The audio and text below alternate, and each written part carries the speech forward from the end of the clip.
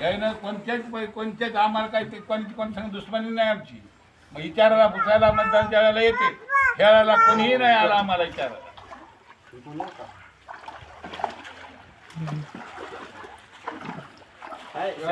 शासनानं जवळपास चांगल्या उपाययोजना दरवर्षी काय आसमानी आता सांगत मला आहे. काय वर्ष माहिती नाही.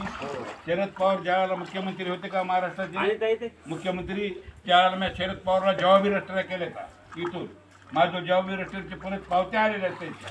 बघा किती वर्ष झाले ते मुख्यमंत्री होते त्यावेळेला. 39 घराची नोंद करून दिली त्याला त्यावेळेला, तरी त्याने आणि पाणी केलं नाही. बघा तुम्हाला सांगतो एवढं. इथे तहसीलदार साहेब आले नाहीत, कलेक्टर साहेब आले नाहीत, या जिल्ह्याचा खासदार आला नाही, या तालुक्याचा आमदार आला नाही नाही, कोणीच नाही. जिल्हा परिषद नाही कोणी नाही. जवळपास जिल्हा परिषद सरकारचा जिल्हा परिषद सदस्य देखील आला नाही. नाही आला. त्या गोरगरिबाची व्यथा मांडण्यासाठी कोणीच उरलं नाही ह्या राज्यामध्ये.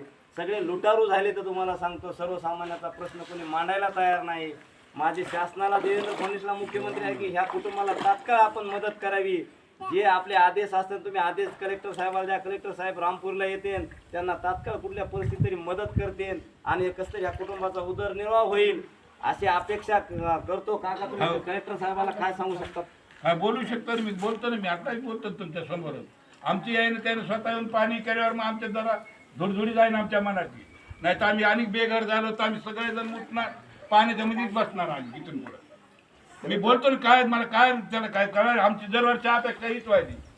8-8 दिवस लेकराला बिमार पडे सुधारत नाहीत लेकराला, इथं यावं राहावं. ही सोयी कोणी करावा? त्यानं एक दिवस मी कलेक्टर साहेब सुद्धा पाणी करायला आले नाही. इतके महापूर आले, 10 महापूर आले. कलेक्टर नाही तहसीलदार साहेब पण आले हा नाही.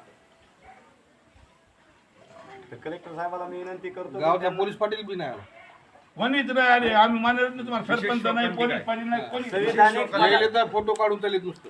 संविधानिक याला आणि पदावर त्याला. एकही माणूस इथे हजर अद्याप झालेला नाही. तरी कलेक्टर साहेबाला विनंती की त्यांनी ताबडतोब रामपुरी असन, ढालेगाव असन, निवळी असन, पाटोदा असन या सर्व गावाला तात्काळ भेट देऊन जी काय मदत करता येईल त्याने मदत या सर्वसामान्य कुटुंबाला करण्यात यावी.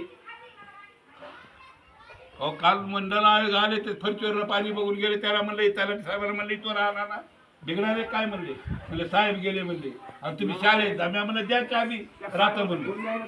मी त्याला म्हणलं द्या चाबी, मी आम्ही राहतच बदल आम्ही उठणार नाही राहिलो. हे मी बोलून दाखवलं. कुठून आले ते मला त्याचा नंबर द्यावा आहे. तुम्ही नंबर द्या मला. इकडे शूटिंग करून नाही घेतले ते पाठीमागे येतो, जा असं पुढं. पुढे जा पुढे बरेच घर आहेत अजून. माणसं आले पाहिजे. जा.